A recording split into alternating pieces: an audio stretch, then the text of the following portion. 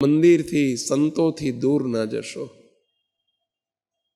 આટલી અમારી આગ્રહભરી વિનંતી છે. પેલા કંઈક સભામાં જો બધી જ વાત આવતી હોય, બધી જ વાત સત્સંગમાં બેસશો ને તો બધી જ વાત આવતી હોય, અને બધી વાતમાં કંઈક કંઈક આપણને અસર કરે અને અડતી હોય. અડે ને એટલે તરત વિચાર આવશે કે આ સાલું ખોટું થાય છે. એક સેન્ટરની અંદર, હું સેન્ટરનું નામ નથી આપતો, બનેલી સત્ય ઘટના છે. 2011 કે 12ની અમારી ત્યાં આત્મીય શિબિર ચાલતી હતી, આત્મીયતા વિષય ઉપર. રવિવારનો દિવસ હતો. સામે એક ભાઈ બેઠા સામે ખુરશીમાં બેઠેલા, લગભગ 38-40 વર્ષની ઉંમર હશે, પણ ખુરશીમાં બેઠેલા. અને એ ભાઈ સભામાં રડ્યા કરે, ચાલુ સભાએ રડે. સવારે 9 વાગ્યાથી મેં જોયું કે સવારનું સેશન 8-8:30 શરૂ થયું. આત્મીયતા સંપ ઉપર વાત ચાલતી હતી. સવારના 9 વાગ્યાથી એમની આંખમાં દડ આંસુ પડે.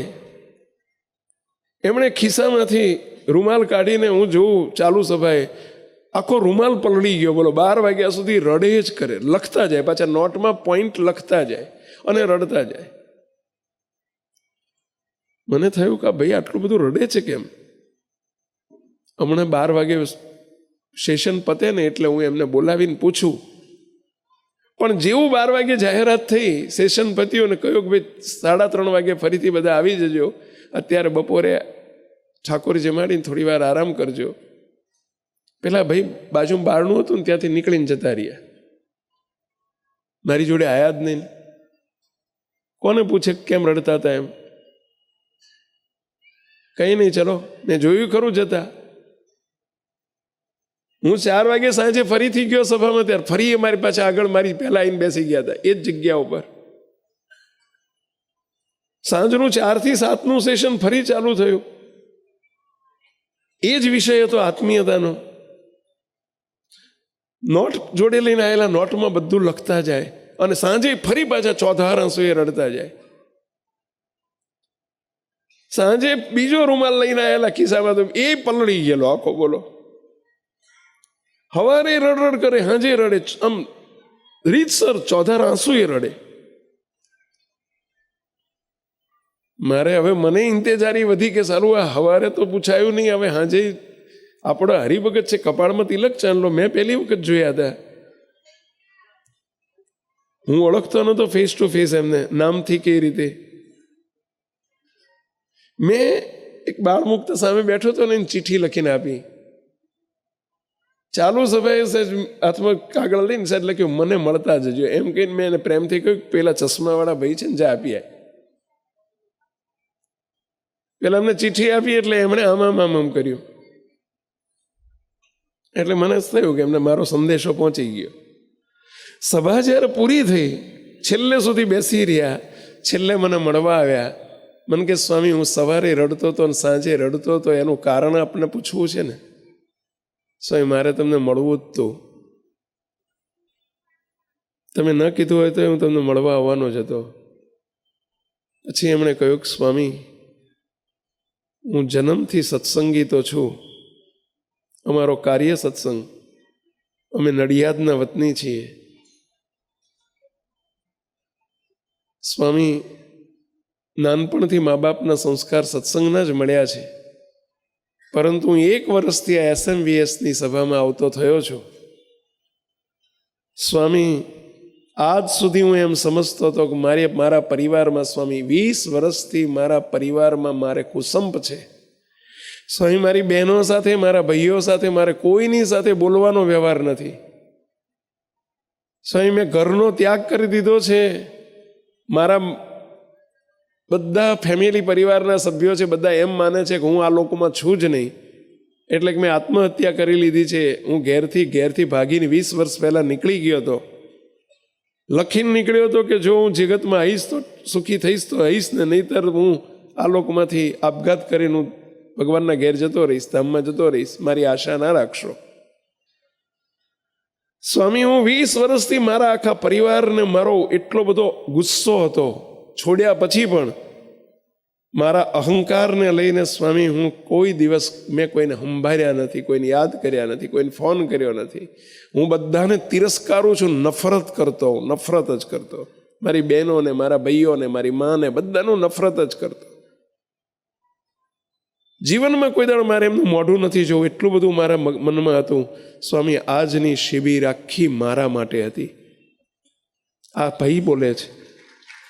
પછી કહે છે, સ્વામી મને ખબર પડી અહંકાર કોને કહેવાય. સ્વામી અત્યાર સુધી હું એમ સમજતો હતો કે હું સાચો છું, આ બધા ખોટા છે, મારા પરિવારના સભ્યો જ ખોટા છે, હું જ સાચો છું.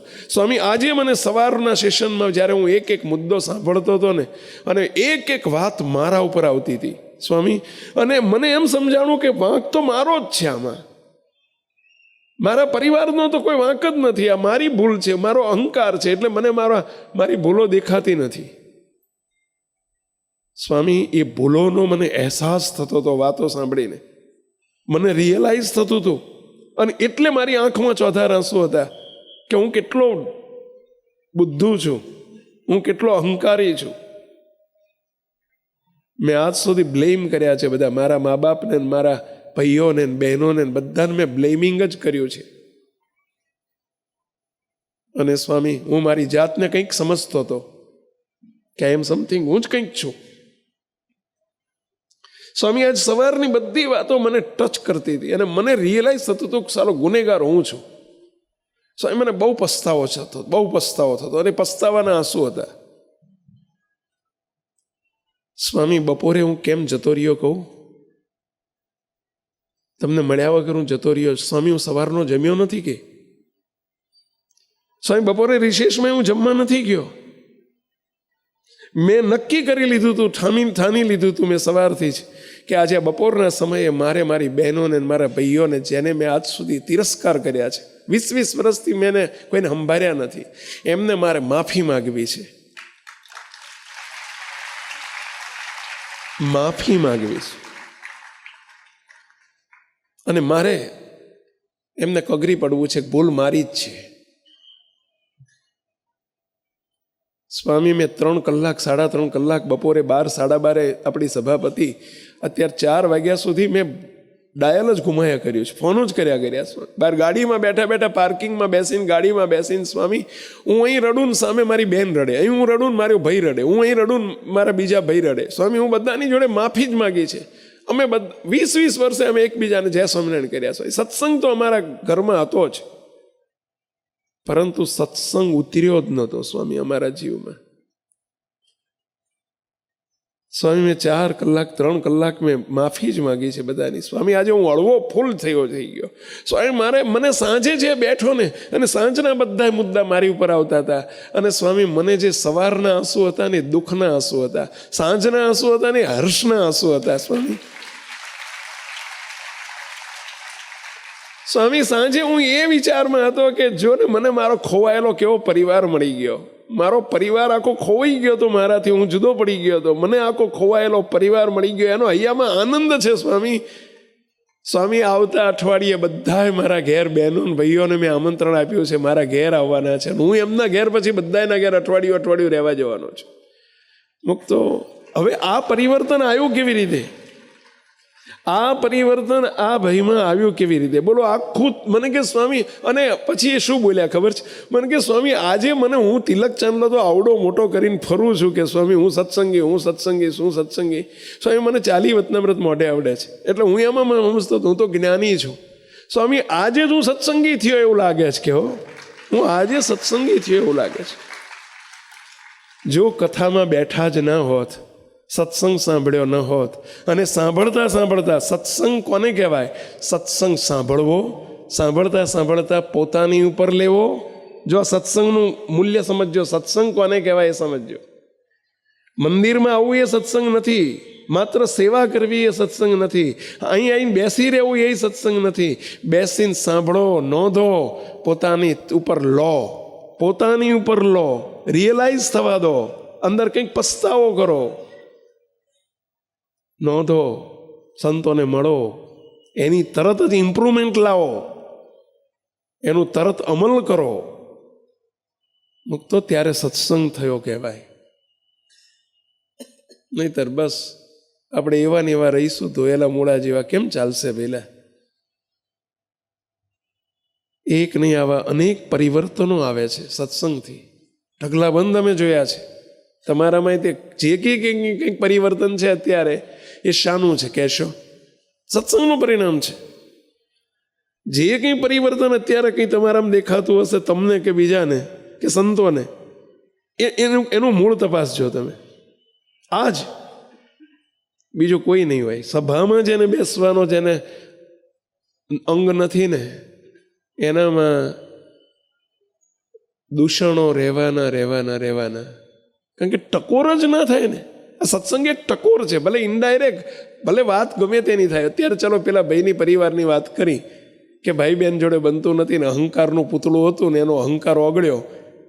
મુક્તો એનું સાંભળીને આપણને વિચાર તો આવે કે ના આવે કે હારું આ તો મને લાગુ પડે છે, હારું મને તે હારો અહંકારનો પાર નથી અને હું એમ જ માનું છું કે મારી કોઈ ભૂલ નથી.